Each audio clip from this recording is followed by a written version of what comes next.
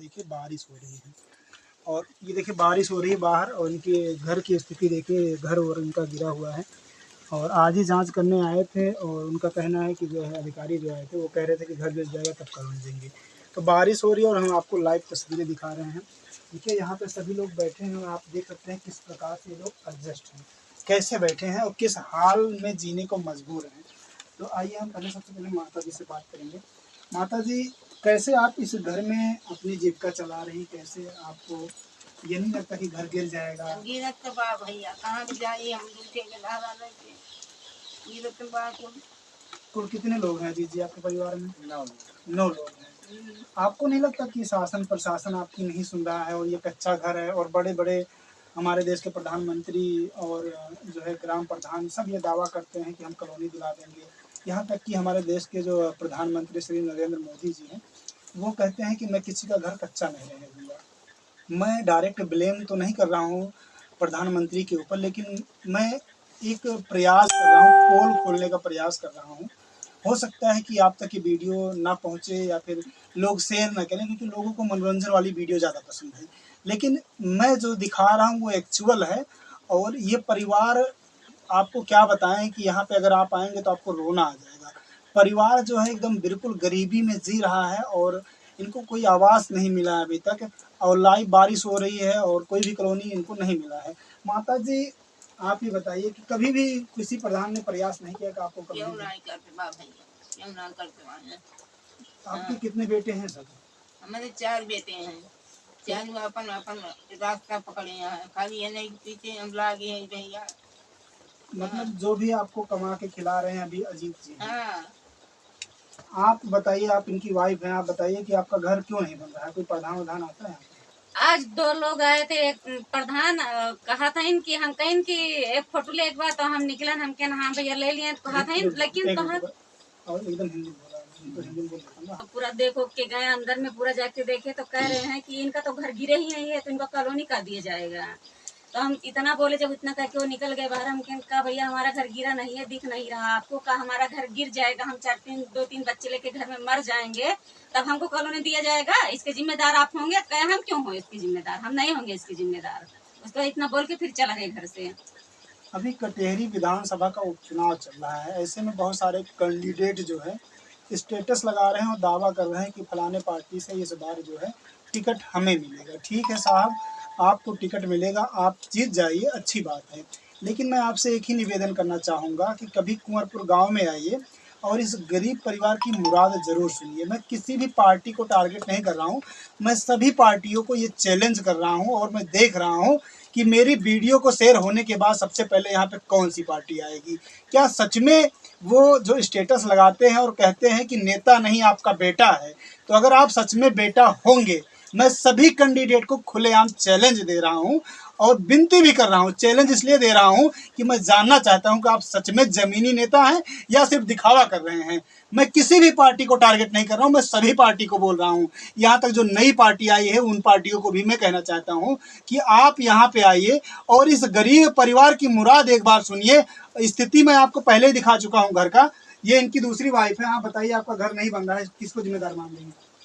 भाई साहब हमारा घर तो नहीं बन रहा है, चारों ओर एकदम गिर गया है और हम सब बारिश हो रही है, बच्चे लेकर इतना बुरे हाल में रहते हैं कि इतना डर लगता है कि ऐसा ना हो घर गिर जाए।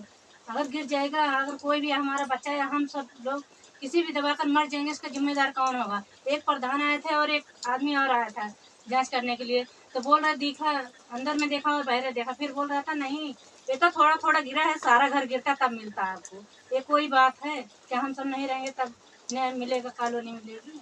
देखिए, परिवार का सीधा सीधा एक ही कहना है कि जैसे इमरजेंसी कॉलोनी आया था और यहाँ पे जांच करके गए तो साफ साफ अधिकारी ये कह रहे हैं कि भैया आपका घर नहीं गिरा है, गिर जाएगा जब कोई घटना दुर्घटना हो जाएगी।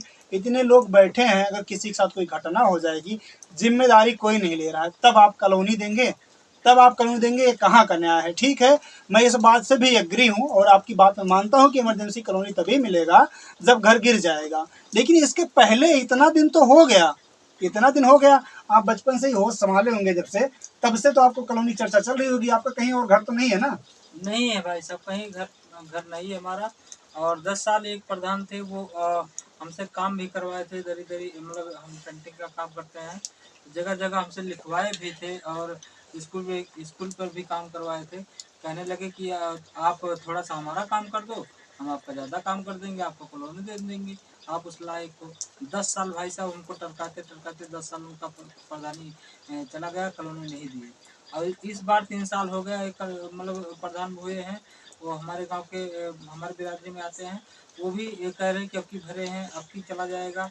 इसके बाद एक बार हमको लेकर गए थे बीकापुर तहसीलदार के यहाँ, वहाँ पे हम पूरा अपना घर का फोटो खींच कर ले गए थे, वहाँ पूरा पेश किए।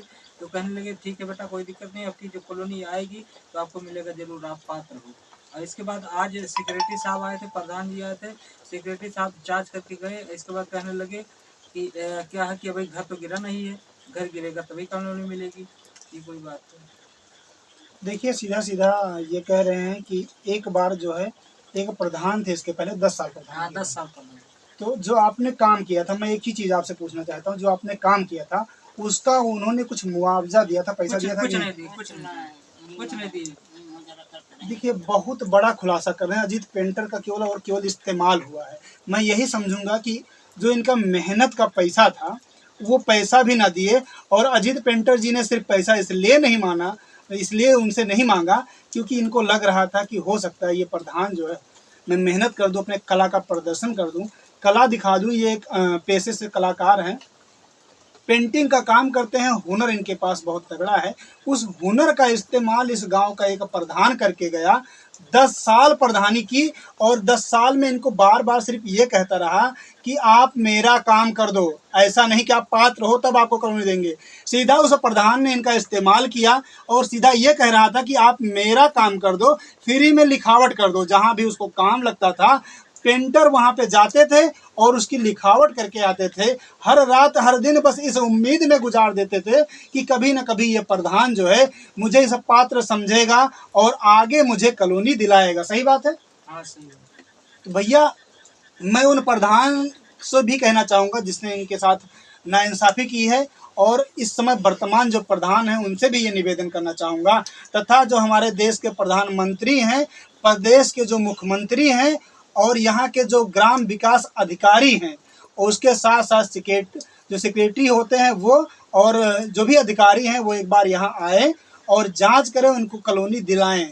मैं आशा नहीं पूरा उम्मीद कर रहा हूं कि आप मनोरंजन की वीडियो को तो बहुत ज़्यादा शेयर करते हैं, आपसे हाथ जोड़ के विनती है कि एक बार इस गरीब परिवार की वीडियो शेयर कर दीजिए, और इतना शेयर कीजिए, इतना शेयर कीजिए, जब मैं कभी 1-2 महीने में आऊं तो ये घर मुझे पक्का बना दिखे, और इस बात पे दिखे और गर्व हो कि किसी ने एक रिपोर्टर का वीडियो शेयर किया था, और उस रिपोर्टर की वीडियो इतना वायरल हुई कि शासन प्रशासन तक पहुंची, और शासन प्रशासन को मजबूरन जिस अजीत पेंटर को 25-30 सालों से ये दुख झेलना पड़ रहा है, अब वो दुख झेलना ना पड़े। परिवार देख सकते हैं, इनकी माता जी हैं, ये लड़का है, और कुछ लोग अंदर भी सो रहे हैं, छोटे छोटे बच्चे हैं, ये इनके भाई हैं, ये इनके भाई हैं, और भी इनके लगभग 9 सदस्य हैं।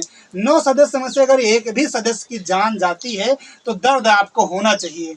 फर्जी स्टेटस लगाने वाले कैंडिडेट सेक्रेटरी आए थे ना, वो बोल के गए हैं आपको अगर अंदर में कुछ हो जाता है, घर गिर जाने के बाद कुछ हो जाता है तो उसके जिम्मेदार हम क्यों होंगे? मतलब जिम्मेदारी साहब आप नहीं लेंगे, सीधा सीधा ये कह रहे हैं कि दुर्घटना हो जाएगी तो हम जिम्मेदारी नहीं लेंगे। इसका मतलब आप चाहते हैं कि इस परिवार का कोई सदस्य ना रहे, जिम्मेदारी तो आपको लेनी पड़ेगी।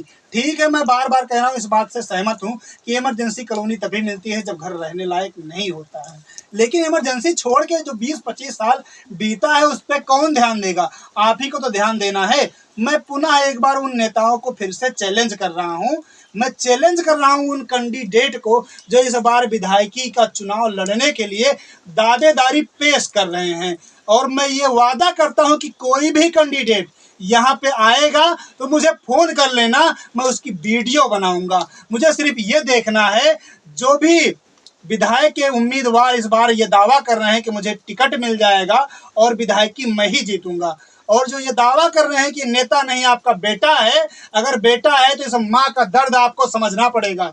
ये माँ है, ये भाई हैं, ये आपकी बहन है, ठीक है? आपको दर्द समझना पड़ेगा। जब भी आप यहाँ आएंगे मैं वादा कर रहा हूँ आपकी वीडियो मैं बनाऊंगा। सिर्फ आप मुझे कॉल कर दीजिएगा कि राम बहादुर जी मैं फलाने पार्टी का नेता बोल रहा हूँ और अजीत पेंटर के घर चल रहा हूँ उनकी स्थिति देखने कि उनकी घर की स्थिति कैसे है। जो आपने वीडियो बनाया था सही में उनका घर ऐसा है कि नहीं है। आप आइए, आपको सलूट है और मैं समझूंगा कि आप एक सच्चे और ईमानदार नेता हैं और आप जैसे नेता को इस अंबेडकर नगर का विधायक होना चाहिए। मैं किसी भी पार्टी विशेष की बात नहीं कर रहा हूं, मैं सभी पार्टियों के नेता को विशेष तौर पे कैंडिडेट को चैलेंज कर रहा हूं जो ये वोट मांगने आएंगे कि बेटा समझ के मुझे वोट दीजिए और मैं अंबेडकर नगर का विकास करूंगा। अंबेडकर नगर का विकास आप बाद में करना, पहले इस घर का विकास करिए, इस बेटे का विकास करिए, इस भाई का विकास करिए, इस माँ का विकास करिए जो मजबूरन इस घर में रह रही है। तो छोटा सा वीडियो था और उम्मीद नहीं पूरा आशा है कि आप लोग इस वीडियो को ज़्यादा से ज़्यादा शेयर कीजिएगा। जय हिंद।